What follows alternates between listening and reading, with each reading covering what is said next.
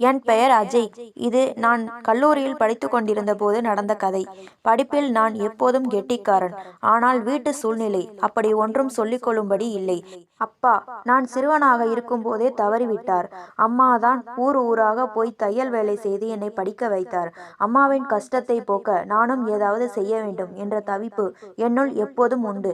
ஒரு நாள் என் கல்லூரி பேராசிரியர் சிவக்குமார் சாரிடம் இது குறித்து பேசினேன். சார், நான் டியூசன் எடுக்கலாம் என்று இருக்கிறேன் என்றேன்.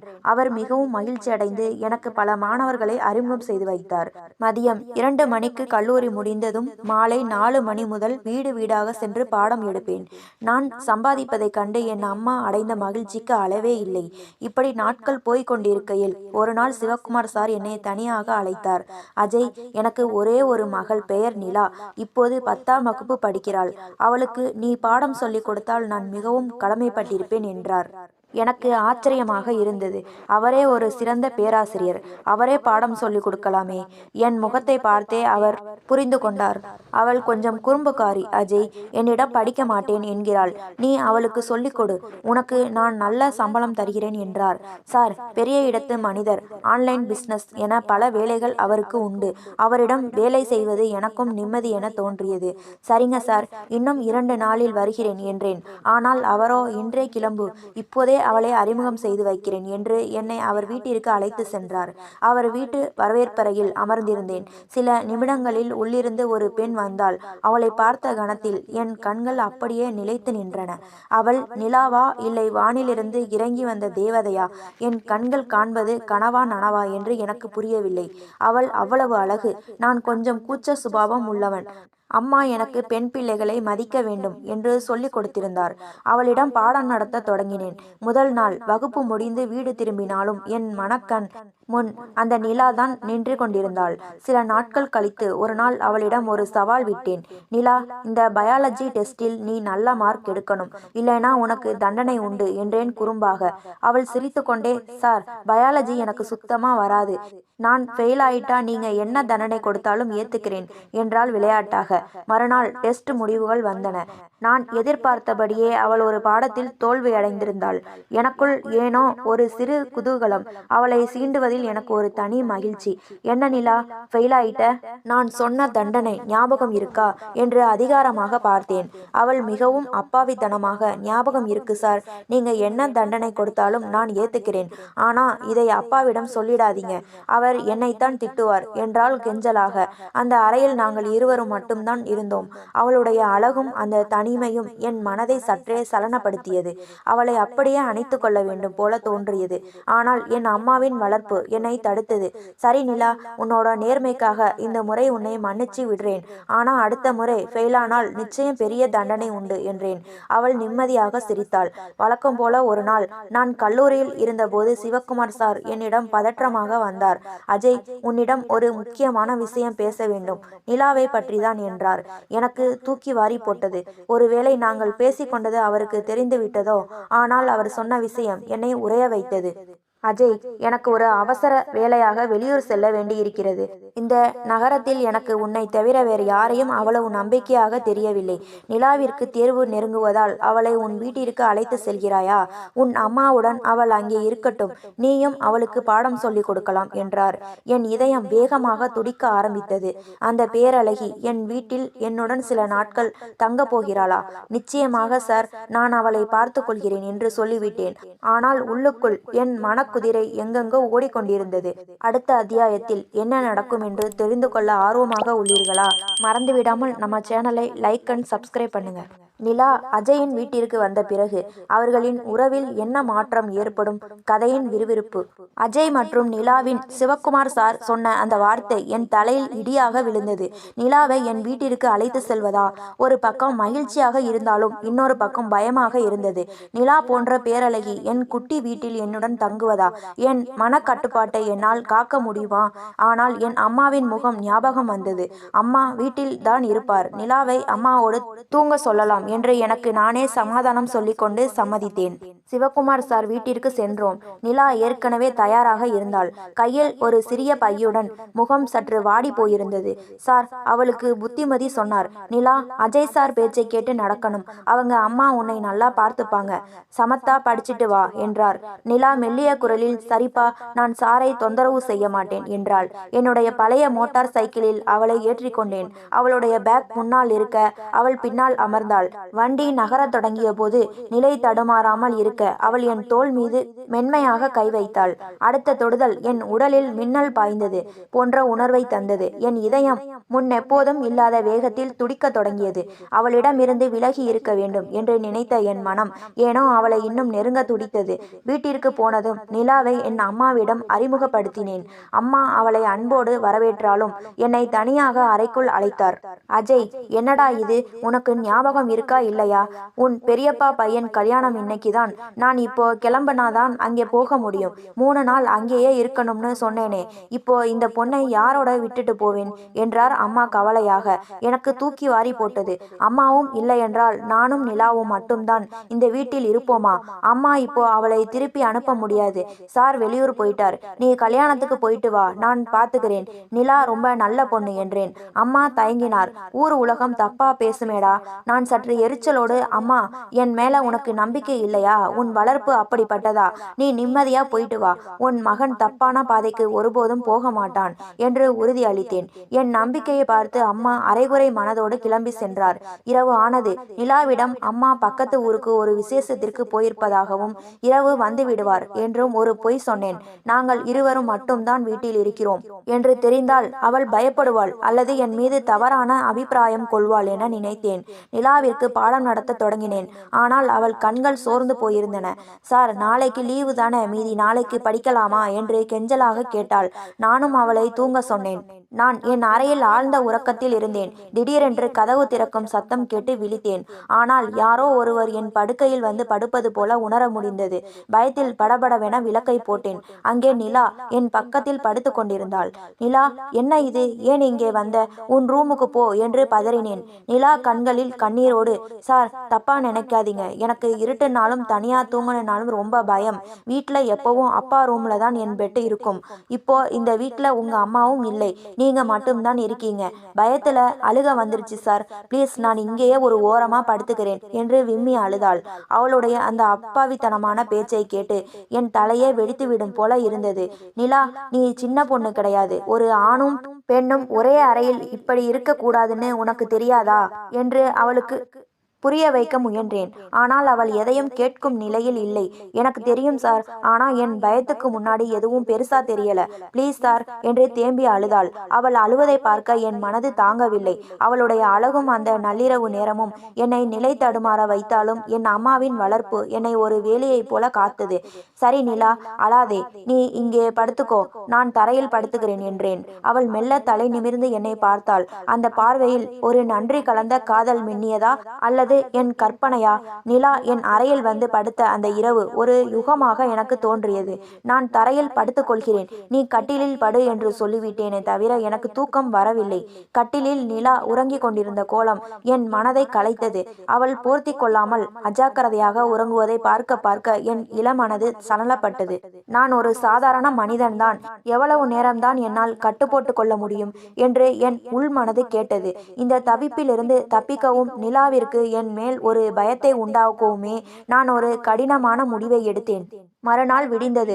நான் நிலாவிடம் மிகவும் கோபமாக நடந்து கொண்டேன். பாடம் சொல்லிக் கொடுக்கையில் அவள் ஒரு சிறிய தவறு செய்ததற்கே அவள் கன்னத்தில் ஓங்கி ஒரு அறை விட்டேன். அவள் அதிர்ச்சியில் உறைந்து போனாள். கண்கள் கலங்க என்னை பார்த்தாள். அந்த தழும்பு அவள் கன்னத்தில் விழுந்தபோது என் இதயம் வலித்தது. ஆனால் நாம் இருவரும் ஏதேனும் ஒரு தவறை செய்துவிடக் கூடாது என்பதற்காகவே நான் அந்த பாதையை தேர்ந்தெடுத்தேன். இந்த சம்பவத்திற்கு பிறகு நிலா தன் அப்பாவை அழைத்து வேறொரு ஆசிரியரை அமர்த்த சொன்னார். அவள் என் வீட்டை விட்டு சென்ற போது ஒருமுறை கூட என்னை திரும்பி பார்க்கவில்லை. 5 ஆண்டுகளுக்கு பிறகு காலம் சக்கரம் போல சுழன்றது. நான் இப்போது ஒரு நல்ல வேலையில் இருந்தேன். ஒரு நாள் தற்செயலாக பல்கலைக்கழக நுழைவாயிலில் நிலாவை பார்த்தேன். பழைய நிலா இப்போது இல்லை. அவள் இன்னும் அழகாகவும் கம்பீரமாகவும் மாறியிருந்தாள்.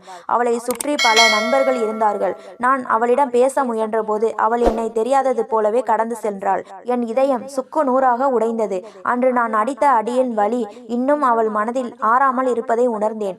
ஒரு நாள் அவளை வழிமறித்து பேசினேன். நிலா, என்னை தெரியாதது போல் நடிக்கிறாயா என்று ஆவேசமாக கேட்டேன்.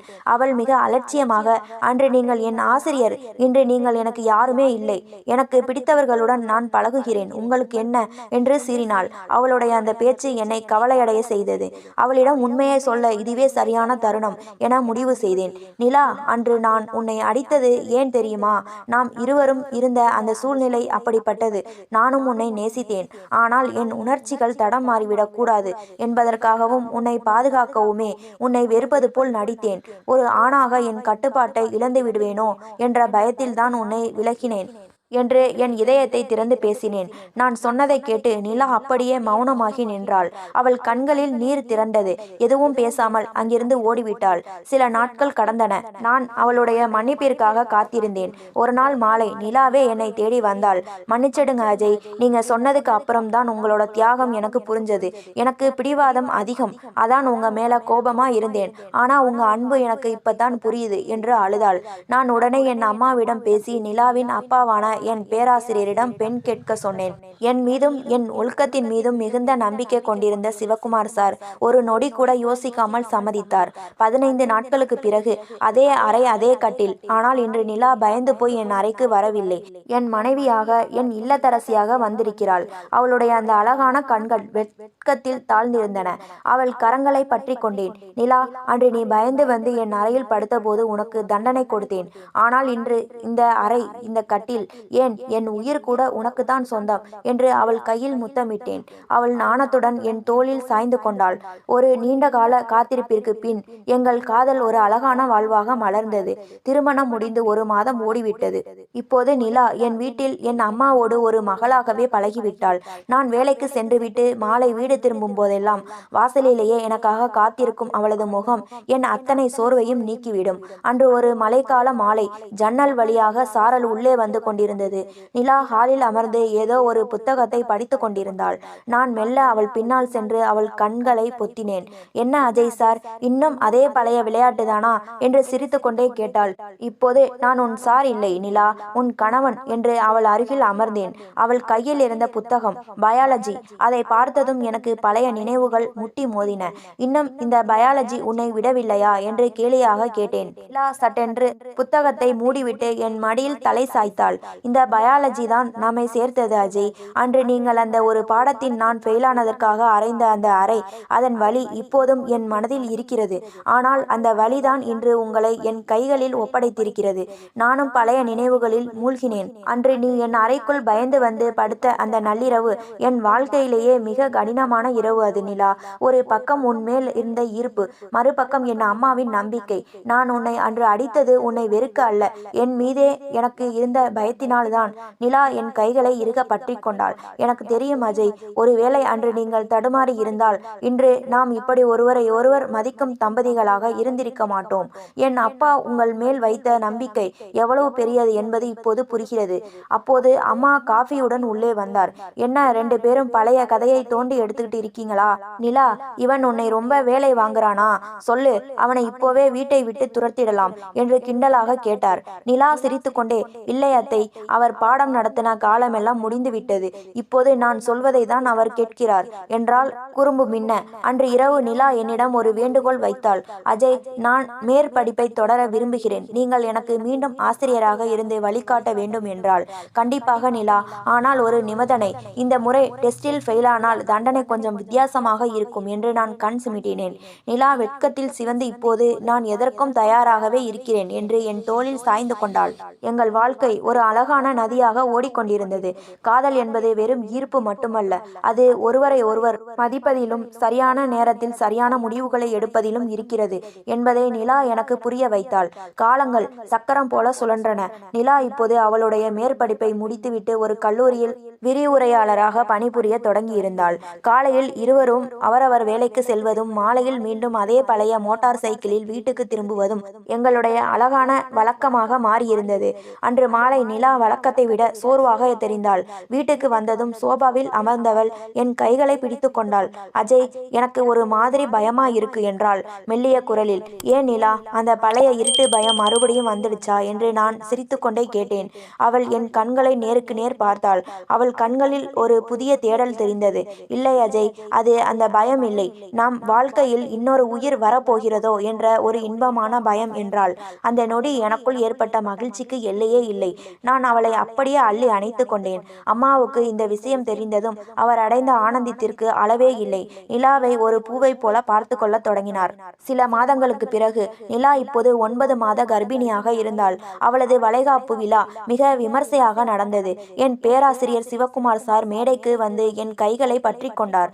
அஜய், அன்று நிலாவை உன் பொறுப்பில் ஒப்படைத்த போது நீ அவளை சரியாக வழி நடத்துவாய் என்று மட்டும்தான் நினைத்தேன். ஆனால் அவளுக்கு ஒரு சிறந்த கணவனாகவும் அவளது கனவுகளுக்கு உறுதுணையாகவும் இருந்து இன்று ஒரு நல்ல குடும்ப தலைவனாகவும் நீ நிற்கிறாய். உன்னை என் மகனாக பெற்றதற்கு நான் பெருமைப்படுகிறேன் என்றார் கண்கள் பணிக்க. அன்று இரவு நிலா என்னிடம் கேட்டாள், அஜய், நமக்கு பிறக்க போகும் குழந்தை உங்களைப் போல கண்டிப்பான ஆசிரியராக இருக்குமா, இல்லை என்னை போல குறும்புக்கார மனைவியாக இருக்குமா? நான் அவள் கன்னத்தை தடவி, உன்னை போல குறும்புக்காரியாக இருந்தாலும் சரி, என்னை போல கண்டிப்பானவனாக இருந்தாலும் சரி, நம் குழந்தை நிச்சயம் நம்மிடம் ஒரு விஷயத்தை கற்றுக்கொள்ளும். அதுதான் ஒழுக்கம் மற்றும் உண்மையான காதல். அன்று அந்த ஒரு அறை விழுந்திருக்காவிட்டால் இன்று இந்த மகிழ்ச்சியான தருணம் நமக்கு கிடைத்திருக்காது என்றேன். நிலா சிரித்துக்கொண்டே என் கையை தன் வயிற்றின் மேல் வைத்தாள். அங்கே ஒரு சிறிய அசைவு. அந்த புதிய ஜீவனின் வருகைக்கான அறிகுறி எங்களை மெய் சிலிர்க்க வைத்தது. வாழ்க்கை என்பது பாட புத்தகத்தில் உள்ள பயாலஜி மட்டுமல்ல, அது அன்பும் அரவணைப்பும் கலந்த ஒரு அழகான கலை என்பதை நிலா மீண்டும் ஒரு முறை எனக்கு புரிய வைத்தாள். காலம் ஓடிய வேகத்தில் எங்கள் வீட்டில் இப்போது ஒரு குட்டி நிலா உலவத் தொடங்கினாள். அவளுக்கு யாழினி என்று பெயரிட்டோம். அவளது ஒவ்வொரு மழலை சொல்லும் சின்ன சின்ன குறும்புகளும் என் அம்மாவையும் சிவகுமார் சாரையும் மீண்டும் குழந்தைகளாக மாற்றியிருந்தது. நிலா இப்போது ஒரு பொறுப்பான தாயாகவும் அதே சமயம் தனது பணியிலும் சிறந்து விளங்கினாள். ஒரு நாள் மாலை நான் அலுவலகத்தில் இருந்து திரும்பிய போது நிலா பழைய அலமாரியை சுத்தம் செய்து கொண்டிருந்தாள். அவள் கையில் ஒரு பழைய டைரி இருந்தது. அதை பார்த்ததும் அவள் முகம் சட்டென்று மாறியது. நான் அருகே சென்று, என்ன நிலா, எதையோ பார்த்து இவ்வளவு தீவிரமா யோசிக்கிறாய் என்று கேட்டேன். அவள் அந்த டைரியை திறந்து காட்டினாள். அதில் உலர்ந்த ஒரு ரோஜா பூவும் அதன் கீழே அஜய் சார் 15/10/2019 என்று தேதியிட்டு எழுதப்பட்டிருந்தது. அஜய், இது நீங்கள் என்னை முதலில் அடித்த அந்த நாள். அன்று என் டைரியில் என் வாழ்க்கையின் மிக மோசமான நாள் என்று எழுதி வைத்திருந்தேன். ஆனால் இன்று அதை பார்க்கும்போது அதுதான் என் வாழ்க்கையை மாற்றிய நாள் என்று தோன்றுகிறது என்றாள் நிலா கண்கள் பணிக்க. அவளை தேற்றுவதற்காக நான் அவளது கைகளை பற்றி கொண்டேன். அன்று விழுந்த அந்த ஒரு அறை இன்று நம்மை இந்த உன்னதமான இடத்தில் அமர வைத்திருக்கிறது நிலா. ஒழுக்கம் என்பது வெறும் வார்த்தை அல்ல, அது ஒரு வேலி. அந்த வேலியை தாண்டாமல் இருந்தால்தான் இன்று நாம் இவ்வளவு நிம்மதியாக இருக்கிறோம். திடீரென்று பக்கத்து அறையிலிருந்து யாழினி அழும் சத்தம் கேட்டது. நாங்கள் இருவரும் ஓடி சென்றோம். அங்கே யாழினி தரையில் இருந்த ஒரு புத்தகத்தை கிழித்து விளையாடி கொண்டிருந்தாள். நிலா அவளை கண்டிப்பதற்காக கையை ஓங்கினாள். நான் சட்டென்று அவள் கையை பிடித்து தடுத்தேன். வேண்டாம் நிலா, அன்று நீ 10ஆம் வகுப்பு மாணவி. உனக்கு எது சரி எது தவறு என்று புரிய வைக்க நான் அப்படி நடந்து கொண்டேன். ஆனால் இவள் இன்னும் ஒரு மொட்டு.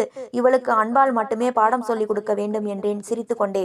நிலா என்னை பார்த்து புன்னகைத்தாள். உண்மைதான் அஜய், அன்று நீங்கள் எனக்கு ஆசிரியராக இருந்தீர்கள். இன்று யாழினிக்கு ஒரு சிறந்த தந்தையாக இருக்கிறீர்கள். அன்று இரவு நிலா ஒரு முக்கியமான விஷயத்தை பகிர்ந்து கொண்டாள். அஜய், நான் மீண்டும் PhD செய்ய போகிறேன். அதற்கு உங்கள் உதவி எனக்கு தேவை. நான் அவளை பெருமையுடன் பார்த்தேன். நிச்சயமாக நிலா, ஆனால் இந்த முறை நீ டாக்டர் நிலா ஆகப் போகிறாய். அதனால் என் கண்டிப்பு இன்னும் கொஞ்சம் அதிகமாகத்தான் இருக்கும் என்று கிண்டல் செய்தேன்.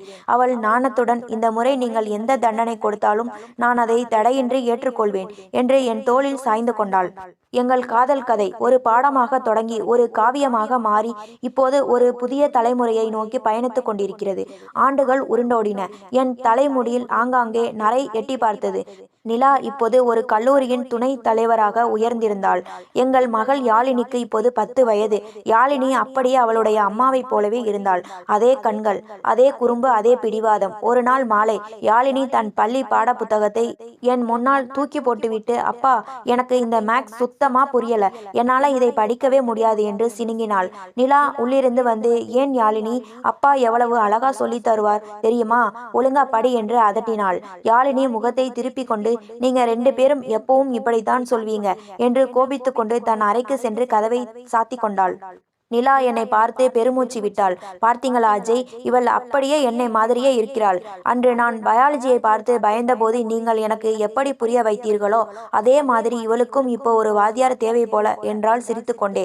அன்று இரவு நான் யாழினியின் அறைக்கு சென்றேன். அவள் அழுது கொண்டிருந்தாள். நான் அவளை அருகில் அழைத்து மென்மையாக பேசத் தொடங்கினேன். யாழினிமா, உனக்கு ஒரு கதை சொல்லட்டுமா? ஒரு காலத்தில் உன் அம்மாவும் உன்னை மாதிரிதான் ஒரு பாடத்தை பார்த்து பயந்தாங்க. ஆனா அப்போ அவங்களுக்கு ஒரு டீச்சர் கிடைச்சார். அவர் ரொம்ப கண்டிப்பானவர். அவங்க தப்பு பண்ணும்போது கோபப்படுவார், தண்டனை கொடுப்பார். ஆனா அந்த தண்டனைக்கு பின்னாடி ஒரு பெரிய அன்பு இருந்தது. அந்த அன்பு தான் இன்னைக்கு உன் அம்மாவை இவ்வளவு பெரிய இடத்துல உட்கார வச்சிருக்கு என்றேன். யாழினி ஆர்வமாக நிமிர்ந்து அமர்ந்து, அந்த டீச்சர் யாருப்பா என்று கேட்டாள். நான் நிலாவை பார்த்தேன். நிலா கதவோரம் நின்று இதை கேட்டு கொண்டிருந்தாள். அவள் கண்கள் கலங்கி இருந்தன. அந்த டீச்சர் வேற யாரும் இல்ல, உன் அப்பாதான் என்று நிலா உள்ளே வந்து யாழினியை கட்டி கொண்டாள். யாழினி ஆச்சரியத்தில் வாயை பிளந்தாள். அப்பாவா? அப்பா உங்களை அடிச்சிருக்காங்களா? நிலா சிரித்துக்கொண்டே, ஆமாம் யாழினி, ஆனா அந்த ஒரு அடிதான் என்னை சரியான பாதையில நடக்க வச்சது. வாழ்க்கையில நமக்கு பிடிச்சவங்க கொடுக்கிற தண்டனை நம்மை காயப்படுத்தாது, நம்மை காக்கும் என்றாள். அன்று முதல் யாழினியின் போக்கில் ஒரு மாற்றம் தெரிந்தது. அவளுக்கு பாடம் சொல்லிக் கொடுக்கும் போதெல்லாம் நான் அவளது தந்தையாக மட்டுமல்லாமல் ஒரு சிறந்த நண்பனாகவும் மாறினேன். ஒரு நாள் என் அம்மா என் கையை பிடித்து சொன்னார், அஜய், அன்னைக்கு நிலாவை வீட்டுக்கு கூட்டிட்டு வரும்போது நான் எவ்வளவு பயந்தேன் தெரியுமா? ஆனா இன்னைக்கு இந்த குடும்பத்தை பார்க்கும்போது என் வளர்ப்பு தோற்று போகலன்னு நினைச்சு எனக்கு பெருமையா இருக்குடா என்றார். அம்மா சொன்ன அந்த வார்த்தைகள் எனக்கு பெரிய நிம்மதியை தந்தன. இரவு நிலாவிடம் பேசி கொண்டிருந்த போது நான் கேட்டேன், நிலா, மறுபடியும் உனக்கு அந்த தண்டனையை அனுபவிக்க ஆசையா இருக்கா? நிலா என் தோளில் சாய்ந்து கொண்டு, தண்டனை எதுவானாலும் பரவாயில்லை அஜய், அந்த தண்டனையை தருவது நீங்களாக இருந்தால் அது எனக்கு வரம்தான் என்றால் மென்மையாக. வெளியே நிலவு பிரகாசமாக தெரிந்தது, எங்கள் வாழ்க்கையை போலவே. இது போன்ற கதைகளை தொடர்ச்சியாக கேட்க லைக் பண்ணுங்க, ஷேர் பண்ணுங்க, கமெண்ட் பண்ணுங்க, மறந்து விடாமல் சப்ஸ்கிரைப் பண்ணுங்க.